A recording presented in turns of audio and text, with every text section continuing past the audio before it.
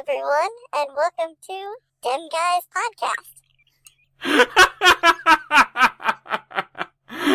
Did you get a new microphone? Yes, I did. That was awesome. I had no idea that Drew was going to do that when we were starting out. He's just like, just brace yourself. That's awesome. Yeah. That is really cool. So what kind of microphone is that? It is a Logitech G35. And interesting. It's fully USB, so it doesn't go through the audio input-output at all. Like, I have separate plugs for those that I'm not even using. That is cool. Well, yeah, we'll call this a Dem Guys mini cast today. It's just Drew and I on the podcast today. Snowshoe had an unexpected work thing that he wasn't able to make it, and Skype was being derpy, and we didn't know until it was about ready to record, and we're like, we'll just hang out and record something short just so that we don't have a big gap on the channel again. Yeah, because it's been a month. Yeah, it's been a while. Well, with the holidays, it's to be expected. Yeah. But, yeah. Speaking of, what did you get that was cool for Christmas this year? Oh, boy. Other than the Logitech microphone that you're playing with. Yeah. I got quite a few things. I got several video games. Some of them I bought myself with, like, Christmas gift cards, and then other ones I actually received as gifts. And I also had my birthday since our last podcast, so... Oh, that's right. Yeah. That happened as well. So the video games that I got, well, let's see, for my 3DS, I got Paper Mario Sticker Star, okay, Super Smash Bros., and nice. Pokemon Y. And I don't know, you have to tell me why. Yeah.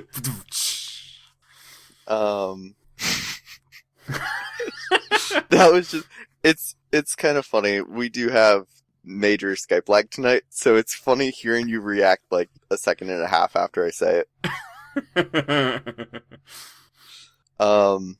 And Pokemon Y I've been playing pretty much nonstop. It's very fun. Yeah. And then for Xbox, well, my brother actually got an Xbox One. So what? There's a current generation console among the members of your family? I know. I didn't think that was a thing. Well, is a 3DS technically a current gen? Yeah, but I wouldn't call it a console. That's a handheld. Okay. So okay. That's a different thing. Yeah. Okay. Well, anyway, so he actually got an Xbox One, and so I got Shadow of Mordor, which I'm very excited about. And I played the first couple hours of it, and it's extremely fun. It's basically Lord of the Rings with the actual gameplay is very similar to both Assassin's Creed and the Arkham games. So. Oh, interesting. Okay. Extremely. So extremely fun. Who are you? Like, what kind of character is the protagonist for this game? So he is a Gondorian ranger. Oh, okay. And he was part of a group that was assigned to essentially guard the Black Gate. This was before Sauron came back. Gotcha. And then Sauron came back, and they, like, pretty much the entire company of Rangers was wiped out. But your character was actually cursed. And he basically cannot die.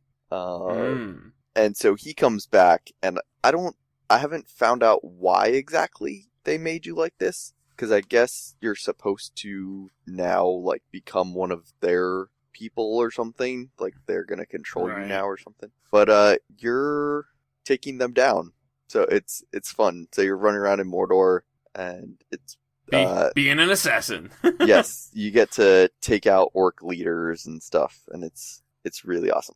Neat. Very cool. Yeah, when you mentioned Pokemon Y, it took me back. My son actually got a, I think they called it a trainer deck or something. It's basically it's a deck of Pokemon cards that they have pre-split and, like, ordered into 2 decks. so that they can teach you how to play the game by running you through an example game. It's like, they know what cards you're going to draw because they've already got the cards in a certain order. And so they're like, don't shuffle the deck, but if you do, put them back in this order so that the game will go like it does on the sheet. And he was very, very into this, playing this card game. So I sat down, we went through the little tutorial thing once, and then we've played a couple of games, just on our own according to the rules, and it's actually a lot more fun than I expected it to be. I thought it would be, this is not really going to be interesting at all, but it's kind of like a lightweight Magic the Gathering. Yeah. in the way that you have to manage your resources and, strategize what you're going to do on your turn. So, yeah, I was actually rather enjoying it. Yeah. Card games have sort of been the thing, I guess, for me for Christmas this year. I also got from some friends at work. I got Japanese, the card game. That sounds like it could be interesting. It's very cool. I like it quite a bit because it's a deck of cards and they have Japanese words on them. And they're all color-coded, so like all the nouns are blue and all the verbs are red, that sort of thing, right? Mm-hmm. And they have pronunciation guides and stuff on there. And then there's a little cheat sheet card that you can put in front of you that shows you the proper way to construct a Japanese sentence.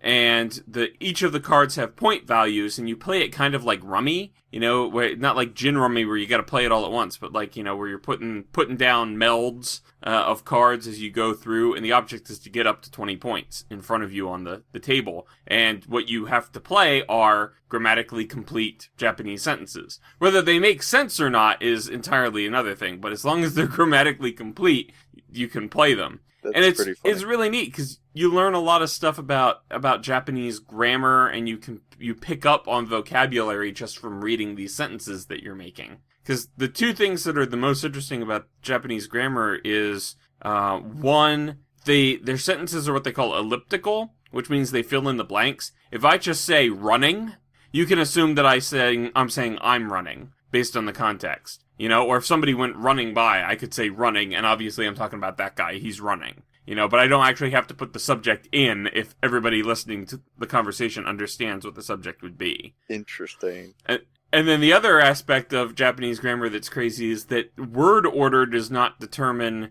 word function. Like in English, it's the subject, the verb, and then the object of the action. I hit the ball. Right? But in Japanese, the verb goes at the end, right? So the word order can either be the ball hit, or the ball I hit. You can do it in either order, because the way they figure out what is the subject and what's the object and what's, in this prepositional phrase or whatever, is particles. These little short one-syllable words that get tagged onto the ends of the nouns to say, okay, this noun that I just said, that's the subject. And this other noun that I just said after that, that's the object. But I could do the object and then the subject because the particles swap as well. So it's very interesting, and it's a very complicated way of structuring a language from the perspective of a Westerner. Yeah, it sounds kind of complicated.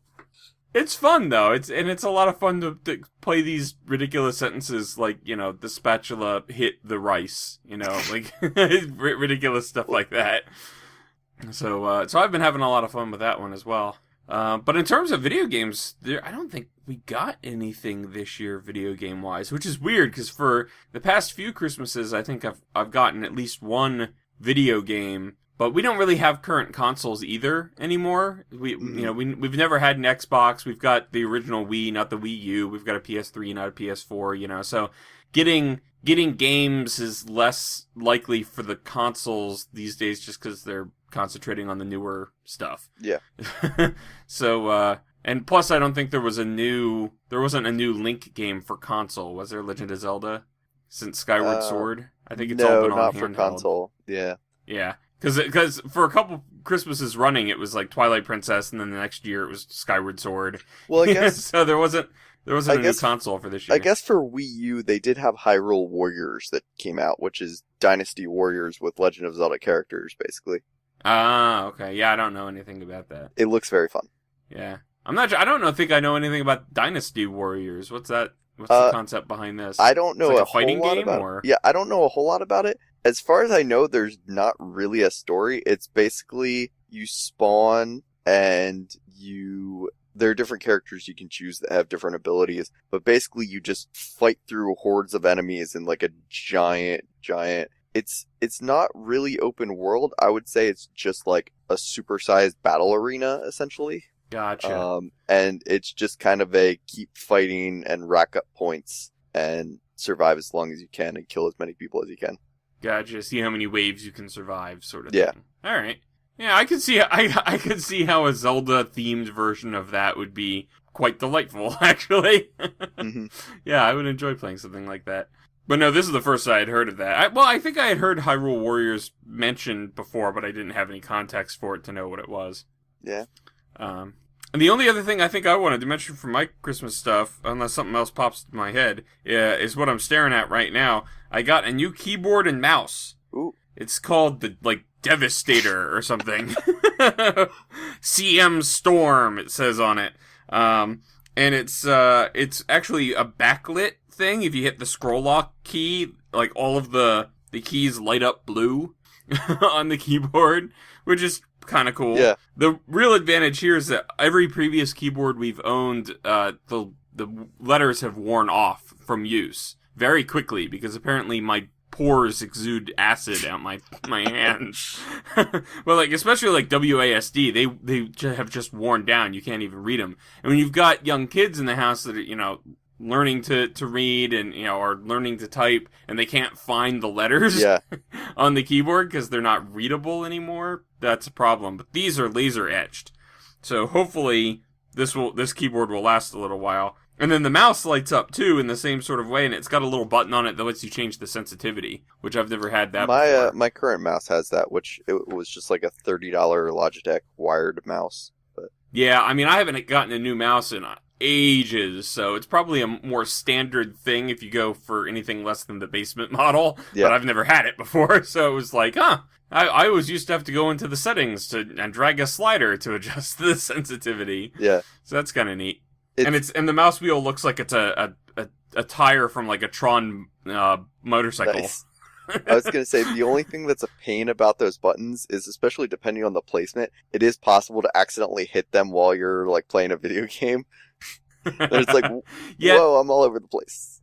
Thankfully, this one seems to be fairly out of the way. I would have to slam my palm into the mouse in an awkward way to manage to trigger that. So I was playing some Missile Wars earlier on playing Minecraft, and that's about as frantic as I get with a mouse these days. So and it didn't trigger then, so I think I'm probably pretty good. All right. But I can see how that would be an issue.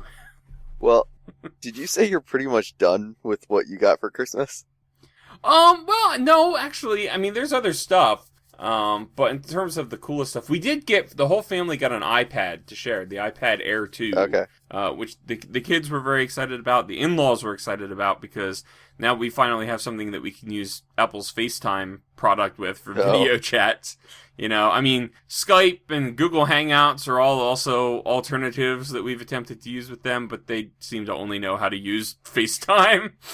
So they're happy that they could just FaceTime us now, rather than trying to figure out other pieces of software. But that's been working out pretty well, and there's been a bunch of cool educational software that we've loaded on there. I loaded some Japanese stuff on there to try and teach myself hiragana, which is one of the Japanese syllabaries, which is kind of like an alphabet.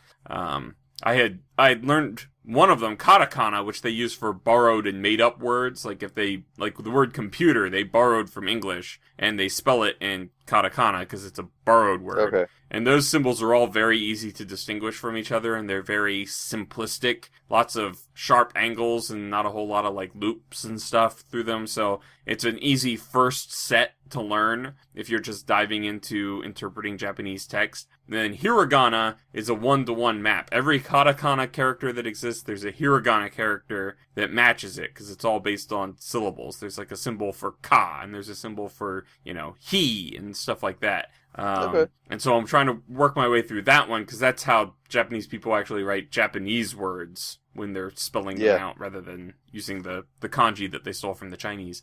So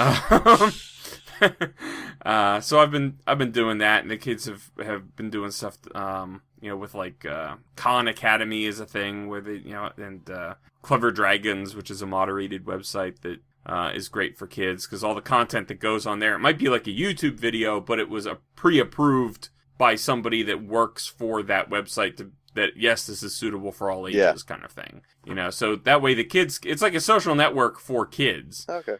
They can share stuff back and forth, and it's pretty neat. So they've been getting quite a bit of enjoyment out of that. I got some cool shirts that I like that are geeky, and I got a shirt. The kids got me 2 Minecraft related shirts. One's just like Minecraft, and it's like Minecraft Steve and a wolf, and he's going over through the overworld with a diamond sword kind of thing. And then the other one is it's like a 4x4 grid of Marvel characters as like Minecraft heads. The 8x8 pixel pictures. And so that was fun to kind of look at that and go, can we identify all of these guys with this low resolution? And we got through them all.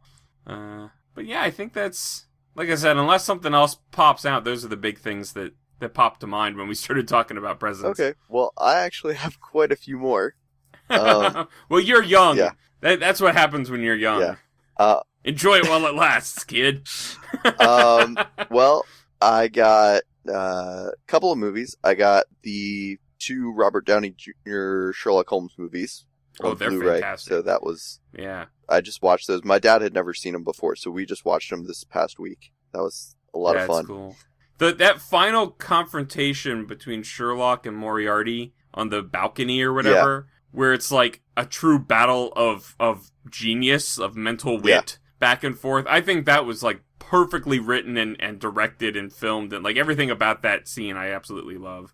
Fun fact, Gavin Free from Rooster Teeth and the Slow-Mo Guys, he actually did a big chunk of the slow-mo cinematography from the wood scene in the second Sherlock Holmes movie. Really? Yep. That's cool. Yep. And so I actually looked for his name in the credits because I had known that, but I didn't do that before. So when we were watching the credits, I found his name. Neat. And then what was the... Oh, I also got the first Hobbit movie extended edition. Ah, very nice. We just watched that, actually. I borrowed it from a friend of mine. Actually, we had the first 2 extended edition, and we borrowed that from a friend and watched it in prep to go out to see the third one. Okay. I got some really awesome nerd geek stuff. That's my favorite kind of present to get, is the geeky stuff. So I got some t-shirts. My brother got me a Red vs. Blue t-shirt. And then my grandmother actually got me this was one of the ones I really wanted. It's a Minecraft t-shirt. It's the periodic table of Minecraft. I think I've seen this, yeah. So. That's cool. I like that. Yeah. I got, well, let's see, actually from you and your wife, I got a Weeping Angel statue. Yes, and that was fantastic. It was homemade from... Well, I don't know all the parts of it, but I know it was originally a Barbie. It was basically it was a knockoff Barbie doll. My wife my wife's a big fan of the kind of stuff that you can track down on like Pinterest, and she went out looking for a homemade Weeping Angel statue. How do you make these? And she got a from the dollar store a knockoff Barbie doll, some fabric to cut into like a dress around it. I think there's a little bit of clay involved in putting the hairstyle up, and some like feathers to form the wings, and then a can of like stone textured spray paint, and basically you add it all together and you've got a Weeping Angel. Yeah, it came out really cool. But yeah, I did actually have to text her and let her know. There was one day, like a few days after I got it, where it's sitting on my dresser in my room, and I forgot it was there, and I just turned, and it's like right there, and I did have a little jump. That's awesome. I know. We gave one to my sister-in-law as well, and my in-laws have been delighting in just moving it around the house when the other ones aren't looking. So that's been a source of entertainment for them. It's like an evil elf on the shelf. Yeah. Kind of gimmick they've got going on. That is awesome. I got some other Rooster Teeth stuff, like a poster. I got plushies of the Ruby characters. Okay. Oh, I also got a Doctor Who poster. It's the Van Gogh painting with the TARDIS like exploding or whatever. Oh, okay. Yeah, I think I know what you're talking about. Yeah. It was like Series 5 or whatever. Yeah. Yeah, yeah. That's cool. And then I'm trying to think if there was anything else I want to mention. Oh, this wasn't a Christmas present, but I got it between Christmas and my birthday. One of the sponsor perks for Laser Team arrived, so I received a Rooster Teeth themed loot crate. And I actually haven't opened that yet because I wanted to record it, and I haven't been home in daylight, and well, there have been a couple of times when I got really distracted by Pokemon. So, you could have seen what was in this loot crate, folks, but Drew could not tear himself away from the 3DS. Correct. So, hopefully I'll get to that this week. And oh, you know what?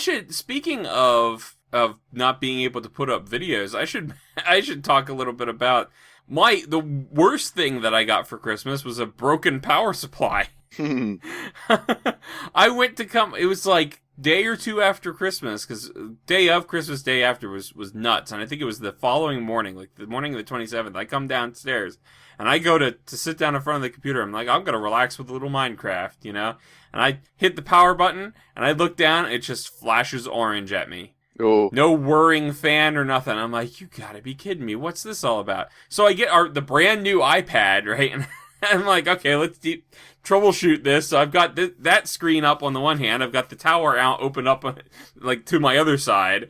And I'm going through forum posts and stuff trying to figure it out. And it turns out that the power supply had gone bad and was no longer functional. And so I ended up ordering the replacement power supply right through the iPad. But because it was around the holidays, it didn't arrive until like January 5th, I think, the Monday after New Year's. So I was without my primary computer during that time, and I had planned to try to record something during the holidays and get a couple of episodes up, you know, to keep the momentum going, but I ended up having it was at least a 2-week hiatus, I think, between videos because of that stupid power supply. But I'm back up and running now, thankfully. Last time I had a power supply go bad on me, I might want to mention this because it was back in college. I had a power supply go bad, and I ordered a replacement. And I got the wattage and voltage, all that stuff right, but the replacement that I ordered was the wrong size for the case. oh, And I was so frustrated by that I was like, to heck with it, I'm using it. And so I mounted it by like one screw, and it just sort of like tilted about 5 degrees and like was resting on an obscure like outcropping of the inside of the case. So I had this very catty corner, lopsided looking power supply in that computer for the rest of the time that I had it. that's pretty awesome. It lasted that way for a while. That's pretty awesome. Yes, power supplies are the bane of my existence. Well, I actually have some kind of opposite news. I didn't put out any videos, but I did 2 things that I haven't done for a while. One, I actually got on the Kurnis Terra server. Oh. I was requested to aid in a wither fight. And I was like, well, I don't have any gear, and it was Daughter who asked. This sounds familiar. Daughter who asked. The last wither fight you participated in, you didn't have a whole lot of gear either, as I recall. So, anyway, so I got on the server, and I'm like, okay, I know I'm at my house, and I'm like, where am I going? And Daughter's like, just meet me at spawn. I'm like, okay, I know I can get to 0-0. That's easy enough. So I walked there. I don't have a portal or anything, because I haven't even been into the Nether on that server. Right. So I was walking towards spawn, and suddenly I see the wither health bar appear. I'm like, wait, what? What's going on? And something she had neglected to tell me. She asked me to help in a wither fight. Something she had neglected to tell me was it was a wither that she had set up in a cave under spawn. Oh gosh. And she had tried to fight it the night before and failed. And so now she needed help. And oh man, how close to spawn? Like it was sitting in the always loaded junks? It's just hanging out in underground? It's her spawn house, so it's less like, I don't know, it's 100 something. I think it was like X 130. So probably not always loaded, but probably loaded, unloaded regularly if anybody had been on. Yeah. That's hilarious. And so I went there, and then we waited. So the other funny thing, Snow might not be happy about me telling this, but he was invited before me, and he told her in 14 hours. Well, we waited over an hour for him to get on. And daughter had told me in 14 hours, and it had been 7 p.m., so I'm like, okay, it's at 9 in the morning. Yeah. And so we're like, Snow's probably just still asleep. It's like 8 a.m. or whatever for him. Yeah. And so he shows up at like 9:20 his time, so we've been there for like an hour and something. And but found out later, he thought it was 7 o'clock his time when he said 14 hours. So to him, he wasn't late. He got up at 9 o'clock and got on just a few minutes later. He had no idea that we thought he was late. He's like, you should have messaged me. And I'm like, we did. And he's like, well, and we said he just forgot what time zone he was in. We figured he was asleep. And he's like, well, I was. And I'm like, then I would message you.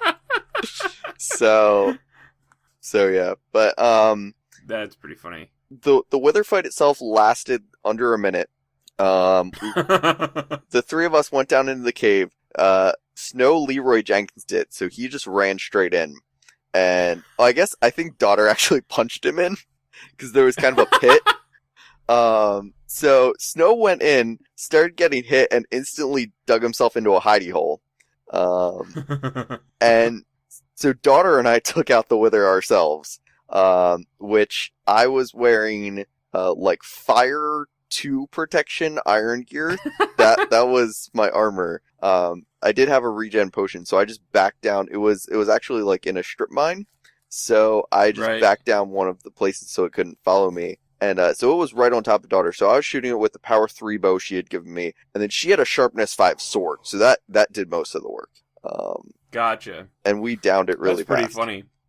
But it was just... You guys didn't happen to get any footage of that, did you? I did not record. I'm sure daughter didn't record. I don't think Snow recorded, but I don't know for sure. Yeah, probably not. That's a good anecdote, though. Yeah. I did see... I think it was the following day, actually. I saw the message from daughter in my Skype. Like, you're invited to a wither fight if you're available. Okay. Yeah. I didn't think to ask how it went after all was said and done. No, it went very well. And then after that happened, I wandered back to my house because I'm like, well, at least this way, next time I log on, I said I'll log on next year. I said at least this way, next time I log on, I'll know where I am because I know the coordinates for my house are at 430. And right. So it's very easy to find myself. Snow actually couldn't find his spawn house because I guess it's been forever since he's been on and everything's changed. So that's funny. Yeah, he finally found, well, and he also, when he logged into the server, he was like 2,000 blocks away. So he finally found his spawn house by taking the seed and creating a new world and flying around in creative until he found the original terrain. Yeah. And then it was like, oh yes, this is where I had built. Now what are the coordinates? Yeah. That's hysterical. I am a fan of that approach to finding your way home. Yeah. So, yeah, that was all very fun. And this was just on Saturday. And then later we actually, well, not we, but myself, I went over to a friend's house and we watched an old Mystery Science Theater, Jack Frost, which is... I think I may have seen that It's one. Probably the best Mystery Science Theater I've ever seen. It's dubbed. It was an old Russian movie, and it's like, it has a lot of Russian folklore and stuff, and it's very odd, and it's a great Mystery Science Theater. That sounds vaguely familiar. I can't remember any of it, but I feel like probably years ago I had seen that one. My favorite Mystery Science Theater 3000 of all time, I can't remember what it was called, but the movie felt like 2 episodes of a TV show. It was like, the first half of the movie dealt with, like, the hero was trying to prevent the bad guys from getting some sort of, like, explosive almost like a nitroglycerin type thing, but much more potent than that. He was trying to prevent them from getting a hold of that. And then, the second half of the movie, most of it was him, barreling downhill in a runaway truck, like the brakes were out or something. What? Yeah, it was like, it very much felt like two completely separate plots that they just strung together for a movie in the hopes that maybe they could continue it as a television show. If you want to see something that's two completely separate plots, there's a Riff Tracks, I guess it's a Riff Tracks Present, so it's more of a Mystery Science Theater style, where it's just like a B movie, that nobody's heard of, but it's, the movie is called Santa Claus and the Ice Cream Bunny. I have never wanted a movie to end more in my life. Even the Riff Tracks couldn't do it for me. Wow. So I think I have it. So next time I come over to your house, I'll bring my laptop and we'll watch as much of it as we can. As we can stomach. That's like Thanos: The Hands of Fate. Did you ever see that one? I've heard of it. Haven't seen it. That was bad. That was in that same sort of vein. That was back on MST3K, and they actually the characters actually get up and try to leave the theater partway through the movie, and they're like, "Okay, we can't get out" or whatever. Yeah, but it was that bad that I think in the writers' room when they were trying to come up with riffs for this thing, they're like, "There's just nothing here. We can't even riff on this part of the movie. We'll have to do a skit." Kind of, we'll have to put some plot into the actual background show as opposed to just making fun of the movie. So yeah, that one was ridiculous. And I have not seen that in a while, and I don't know that I would ever actually try to watch that whole thing ever again, because it's bad. One more Riff Tracks thing I wanted to mention. Another time we were going to watch a Riff Tracks, and we were trying to pick something, and we decided, I'm like, oh, there's the core Riff Tracks, let's just go buy them and watch them. Did you know the core Riff Tracks, the Riff Tracks themselves, are not available to buy anymore? They're not on rifftracks.com anymore. Really? Because they were, the Riff Tracks for the core was like a community submitted thing. It wasn't the actual guys behind Riff Tracks. It was a couple of guys just got together and recorded it, and put it up there it was Riff Tracks sold it for them, and I guess they got a piece of the pie. Yeah, I was going to say, was it still on the Riff Tracks site? Because I know there are other ones like that where the main Riff Tracks guys don't do it. Yeah. No, you could still get to it through the Riff Track site. If you had searched it out. I did. It's maybe not it's on come there down. anymore. Maybe it was a limited time thing. That's a shame. I still have mine. I so need to get that from you. It is so good. Oh my gosh, a friend of mine and I watched that sometime over the summer, I think, and I thought that he was going to die of laughter. Because there's the one point when they're inside. You've seen the actual movie, right? So there's that one point where they're in the geode. Right, and they put on pressure suits and they step outside, however many miles below the surface of the earth, in right? the crystal area. And Patrick was thinking, this is absolutely ridiculous, and it was at that point the commentators are like, and the pressure kills him, and the pressure kills him, and he just was busting up laughing so hard at that part because he was thinking it was like they were voicing his inner voice. Well, yeah, the core Riff Tracks is definitely worth a view, so I'll have to try and arrange for you to see that at some point. Yeah, because all my friends got excited about it, and then they were very disappointed when they found out they didn't even have it. So we watched the first half because we had watched the first two movies recently. So we watched the first half of Return of the King Riff Tracks, and then it was after 11, and we were getting tired, so we stopped. Oh man. Okay, well, it feels like we're kind of reaching the end. We've gone over everything that we wanted to go over. We've decided that for this little mini episode, which we haven't really decided yet, but probably doesn't even have an actual episode number associated with it. 23 and a half. We're not going to... yeah, 23 and a half. We're not going to go into the questions. We're going to save that. We're going to go for a full podcast episode next week.